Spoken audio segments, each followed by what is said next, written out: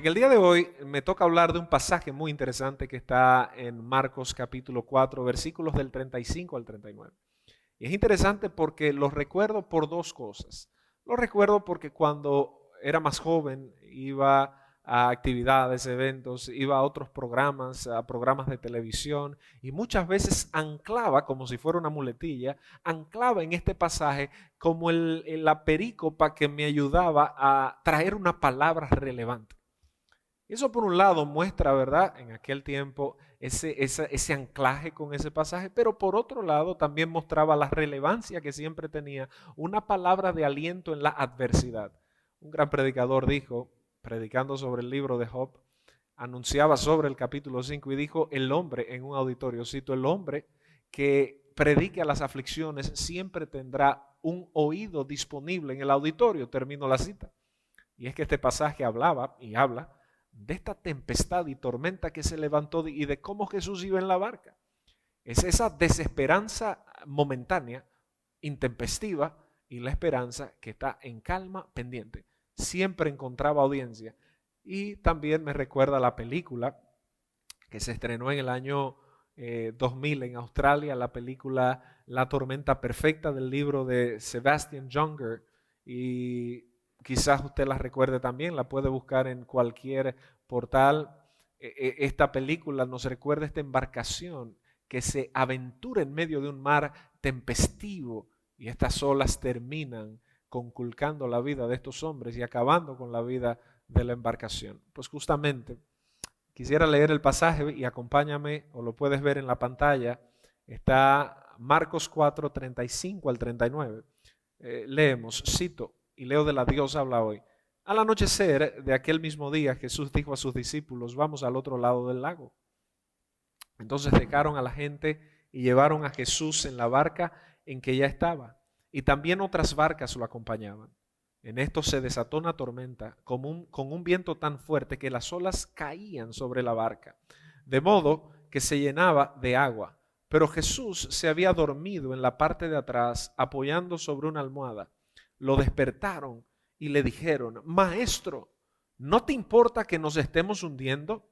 Jesús se levantó y dio una orden al viento y dijo al mar, silencio, quédate quieto. El viento se calmó y todo quedó completamente tranquilo. Después dijo Jesús a sus discípulos, ¿por qué están tan asustados? ¿Todavía no tienen fe? Y es interesante ver un poco el contexto. Ya Jesús había practicado muchos milagros. Lucas y Mateo, que toman como fuente a Marcos y también narran este pasaje, si hacemos un cuadro de eventos antes de llegar aquí, vemos claramente que ellos habían visto cantidades de milagros, que habían visto cantidades de sanidades, que habían visto la multiplicación de los panes. Yo reflexionaba en esto y decía, wow, se parece tanto a nuestra actitud cuando viene el problema que se nos olvida lo que Dios ha hecho por nosotros en el pasado y nosotros entramos en un pánico. Y yo quiero decirte que esta ocasión tan especial que estamos viviendo en la tierra, no en República Dominicana solamente, en el mundo, no está exenta de la soberanía de Dios, ni del Dios que ha actuado poderosamente también en el pasado. Pero es normal, es simple la idea de que volvamos a tener temor, porque somos personas que en un momento flaqueamos y nuestra fe flaquea. Lo que quiero decirte es, si tienes temor, no te sientas amedrentado, no te sientas extraño, pero hoy es un buen día para nosotros volver a fijar la mirada en el autor y el consumador de la fe, en aquel Jesús que todavía va en nuestra barca y esperamos que vaya en la barca no solo de República Dominicana, sino de las naciones de la tierra. Hay algunos puntos entonces de este pasaje que quisiera tocar con ustedes. El primero se llama pasemos al otro lado. Y es que para mí siempre ha sido muy revelador, y no de forma mística, sino de forma entusiasta, la parte del verso 35 donde dice, al anochecer de aquel mismo día, Jesús dijo a sus discípulos, vamos al otro lado. Si usted lo lee en la Biblia de las Américas o en la versión Reina Valera, dice, pasemos al otro lado. Siempre me he hecho la pregunta de si Jesús en su omnisciencia no sabía que la tempestad habría de llegar. Si nosotros miramos unos meses atrás, estamos en el mes de marzo. Si nosotros nos vamos a diciembre del año 2019, nosotros oímos y vimos en algunos noticiarios el tema de que había una bacteria o una infección, algo en China, específicamente en Wuhan, en el mercado. Nunca pensamos que esto iba a explotar de una forma pandémica como se ha vuelto. Nunca pensamos que en nuestro país, señores, en estos días que han pasado hemos visto personas públicas morir y obviamente no hay una distinción de porque usted sea una personalidad o nadie lo conozca. No, no me refiero a eso que es denigrante, no. Me refiero al punto de que frente a nuestros ojos están pasando cosas que nosotros decimos, wow, ¿realmente eso está pasando? ¿Es esto una película apocalíptica? ¿Es el Armagedón? ¿Es el fin del mundo? ¿Será la ciudad de los zombies? Cuando vemos el confinamiento que hay, cuando vemos 2 meses atrás o 3 meses atrás y recordamos los planes que hicimos. Usted busca en su Instagram, usted busca en su Facebook o en cualquier portal, váyase a diciembre y mire la sonrisa que usted tenía. Esa sonrisa no estaba previendo las catástrofes que el año 2020 nos ha traído. En tan pocos meses este año ha sido catastrófico para el mundo. Hoy nos vemos frenados porque tenemos una realidad que nos supera. En esa misma omnisciencia de Dios, Dios sabía que todo esto venía. Y yo quiero afirmar esto desde nuestra esquina teológica. Dios gobierna también sobre esa pandemia. Su soberanía no está exenta de administrar lo que está pasando. Así como vemos en el libro de Job capítulo 5, que Él mismo hace la herida, pero también Él la venda y Él la vendará. Y nosotros creemos eso.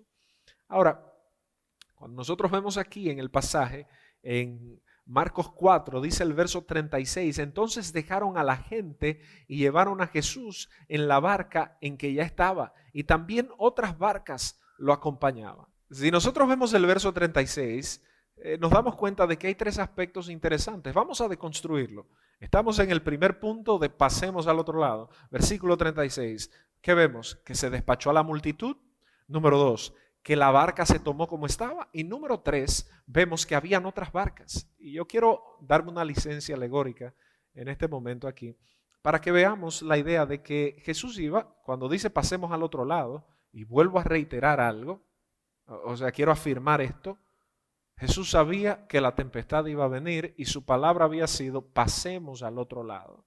Y ahí viene la contrastación de la realidad versus la palabra que Dios había dado. Y yo creo que eso es muy importante traerlo a nuestra memoria en este tiempo, de que lo que Dios ha dicho sobre nosotros, sobre nuestra vida, sobre nuestro país, sobre tu familia, en su palabra, no lo que un hombre ha dicho, en su palabra, sin duda alguna, había sido bajo previo consentimiento de su soberanía, entendiendo que estas cosas habrían de pasar. Por lo tal, nosotros debemos administrar el temor, porque no se nos ha dado espíritu de temor, sino de amor, de poder y de dominio propio. Sin embargo, en estos 3 aspectos, Jesús iba a pasar al otro lado. Del otro lado había una población gentil que no conocía a Dios. Y el punto era que Jesús iba a comunicar con sus discípulos lo que Él quería comunicar. Estas multitudes eran distractoras. Y como dije que me iba a tomar una licencia alegórica, quiero traerte este pensamiento a la reflexión.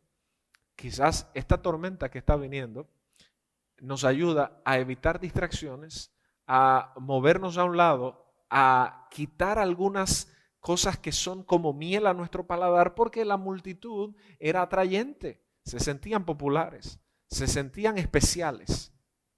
Número 2, tomaron el barco como estaba.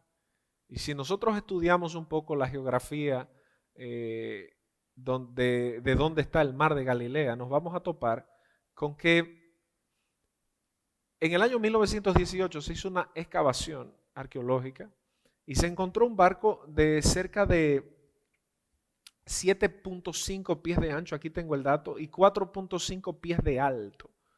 El barco medía 26.5 pies, una embarcación medianamente grande, que habían 15 personas.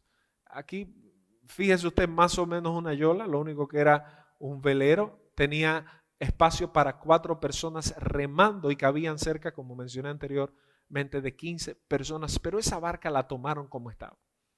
Y eso me recuerda a mí el pasaje del Éxodo de Moisés, el pasaje de cuando él le dice al Señor, mira, yo no tengo capítulo 3, yo lo único que tengo es esta vara. Y siempre muchos predicadores anclamos diciendo, bueno, ven a Dios con lo que estés. Pues justamente en este caso, Dios toma exactamente las cosas como están, porque no se trata de nuestras habilidades, se trata de lo que Él puede hacer en nosotros. Justamente tú y yo somos esa barca en la condición que estemos, porque la barca no era la que iba a sobrevivir a la tormenta, era el capitán que iba en la barca. Ojo aquí.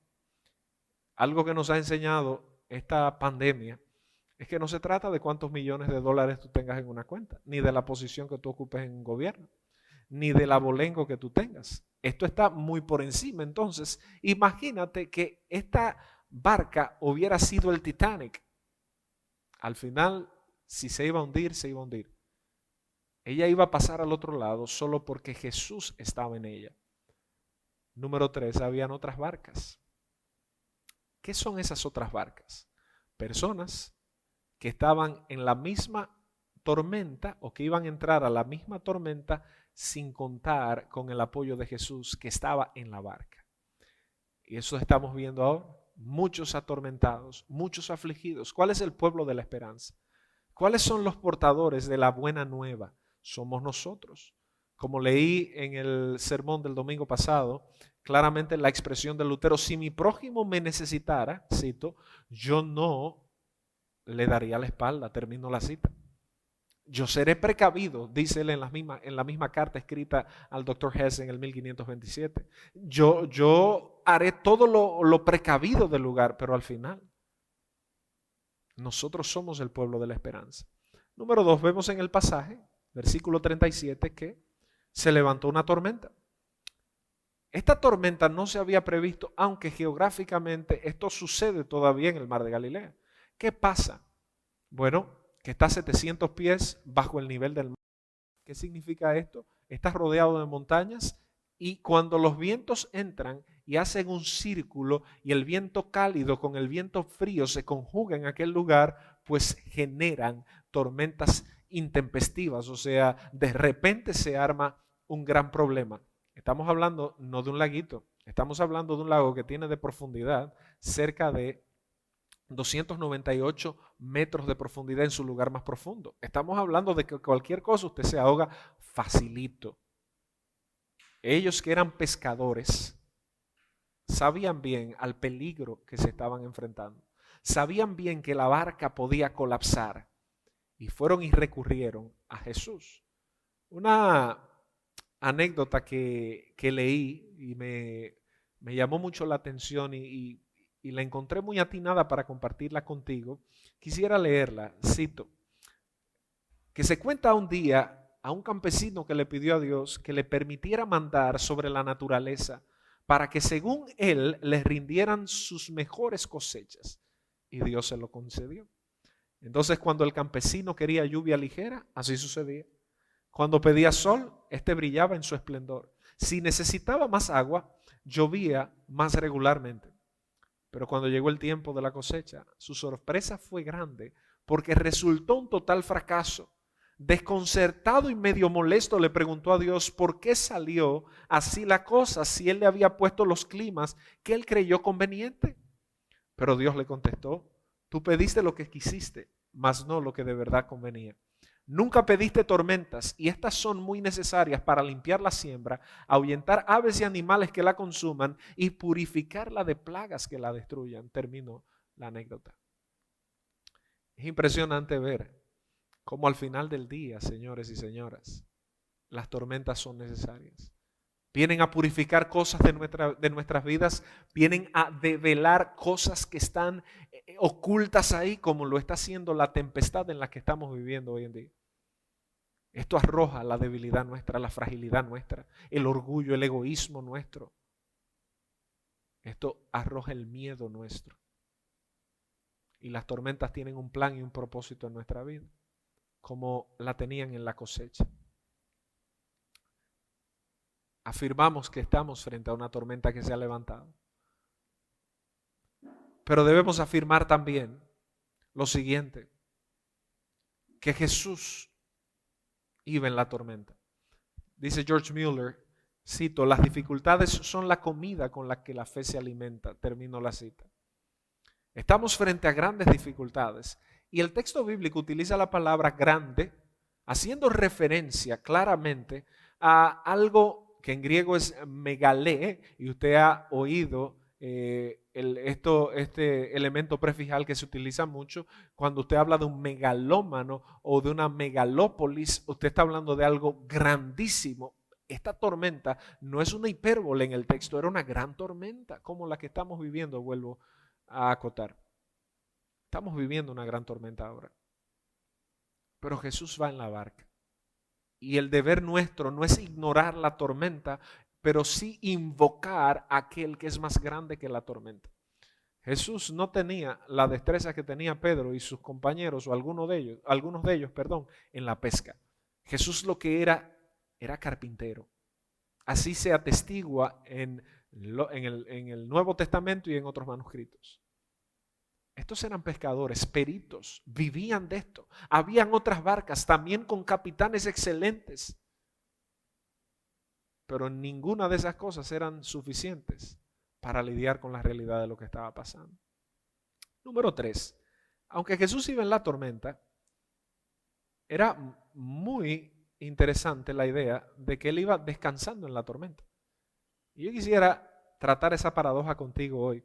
Alexander McLaren dijo estas palabras: la paz no viene, cito, por la ausencia de problemas, sino por la presencia de Dios. Termino la cita.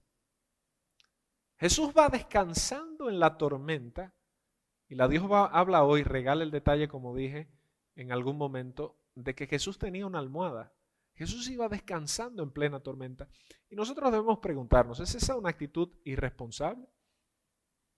¿Es esa una actitud beligerante? ¿Es esa una actitud laxa frente a una realidad tan cruel? Sus discípulos le dicen: maestro, ¿no ves que perecemos? Pero Jesús era el carpintero. Entonces ahora estaban invocando al Dios. Y yo creo que esa es la mejor actitud. Aunque había temor, ellos invocaron a Dios. Ellos todavía creían, y como introductoriamente dije, ya Jesús había performado milagros, maravillas, prodigios, señales, una y otra vez, pero nosotros como seres humanos, al igual que los discípulos, sufrimos de amnesia. Yo quiero preguntarte, ¿cuántas veces tú has visto a Dios obrar en tu vida? Y yo sé que el tema que estamos viviendo hoy en día nos tiene conectados al Twitter, a las redes, constantemente viendo cuántos enfermos hay, qué personalidad murió, qué general lo tiene, qué ministro lo tiene, quién de nuestra iglesia lo tiene, qué familiar nuestro lo tiene. Y eso podría ser la misma gran multitud que vimos en el verso 36. ¿Por qué digo esto? Porque no solo esta tormenta es la que ha venido a nuestra vida. Hay diferentes tormentas que vienen a nuestra vida. Y tú podrías estar viviendo una tormenta diferente a la del coronavirus. Y este mensaje no es solo para el que está en esa tormenta. Este mensaje es para cualquiera de nosotros que estemos en una tormenta. Saber que aún en medio de la tormenta nosotros podemos descansar. Así como dice McLaren, o sea, no se trata de la ausencia de Dios. Al contrario, se trata de la presencia de Dios en medio del problema. ¿Cómo Jesús iba descansando en esta tormenta? Estas personas lo levantan. Estas personas le dicen en el verso 38, maestro, ¿no te importa que nos hundamos? Y eso refleja muchas veces también la duda que muchos de nosotros tenemos cuando vemos que todo se está hundiendo. Nos preguntamos, ¿dónde está Dios? El salmista se preguntaba en alguna ocasión, ¿dónde está Dios? ¿Dónde está Dios? ¿Qué pasa? En este tiempo mucha gente se anda preguntando, ¿dónde está Dios? Y él estaba dormido en el peligro, pero estaba presente. Una vez lo levantaron. Él hizo lo que él tenía que hacer. Sin embargo, la palabra maestro, recuerda el título, La tormenta y el maestro, es didascale. Probablemente en este momento ellos necesitaban a alguien que fuera omnipotente y no tanto un maestro. Sin embargo, Jesús estaba proponiendo más el maestro que al omnipotente. ¿Por qué? Lo vemos en la respuesta cuando Jesús le dice, ustedes todavía no tienen fe, todavía ustedes no son capaces de entender que sin fe es imposible agradar a Dios, que es pues la fe la certeza de lo que se espera y la convicción de lo que no se ve. Y es lo que yo quisiera decirte en este momento. Nosotros estamos esperando que se levante algo milagrosamente, pero tú y yo debemos levantarnos con la misma fe que se nos ha demandado levantarnos para esta hora. Este es el tiempo de nosotros asumir una actitud de oración, de búsqueda de Dios, de entender su palabra y de avanzar en el nombre de Jesús al final del camino. Eso es lo que nos queda. Y vuelvo y repito lo que dijo Müller. La fe se alimenta con las dificultades. Este es un tiempo de crecer en fe. Finalmente, yo quisiera dejarte este pensamiento y es la ventaja de que Jesús sea el que vaya en nuestra barca. Cuando vino la bonanza, que dice el versículo 39, dice que todo quedó completamente tranquilo en la versión Dios habla hoy. Recuerda aquellas otras barcas que estaban en el mismo lago o en el mismo mar que tenían y enfrentaban la misma tormenta. A causa de la bonanza que vino por esta barca, todas ellas fueron bendecidas también. Yo creo que hay mucha gente que probablemente no tiene en su barca a Jesús, que no tiene la oportunidad de haber conocido al Rey de Reyes y al Señor de Señores, aquel que dice que su paz sobrepasa todo entendimiento, aquel que nos dijo, mi paz os dejo y mi paz os doy, no como el mundo os la da, yo se las doy, aquel que dijo, en el mundo ustedes van a tener aflicciones, pero confíen, yo he vencido al mundo. Esas otras barcas son nuestros vecinos, nuestros familiares, nuestros amigos que le está faltando la fe en este momento. Y yo quisiera invitarte a que no seas egoísta y a que compartas tu fe. Usa tus redes sociales para bendecir a otros. Usa tu boca para bendecir a otros. Cambia el lenguaje del temor por el lenguaje del evangelio. Cambia ese lenguaje pesimista por el lenguaje del evangelio. Al final, nosotros hemos sido llamados a predicar su palabra con la garantía y la confianza de que Jesús va en nuestra barca.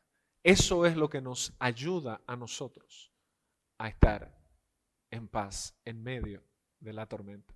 Así que, para despedir, yo quisiera que oráramos en este momento por esa tormenta quizás en la que está nuestra nación, pero también en la que tú te encuentras.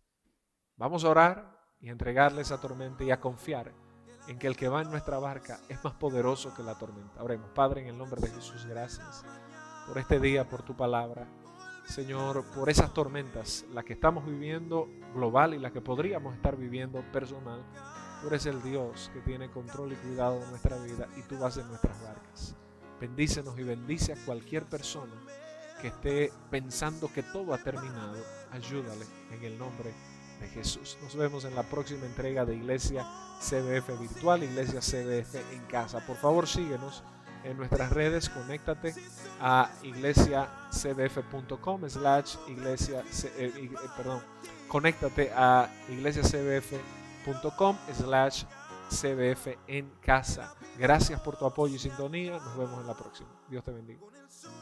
La mañana volverás a sonreír. Calma, nunca pierdas la esperanza. Dios permite las tormentas siempre para bendecir.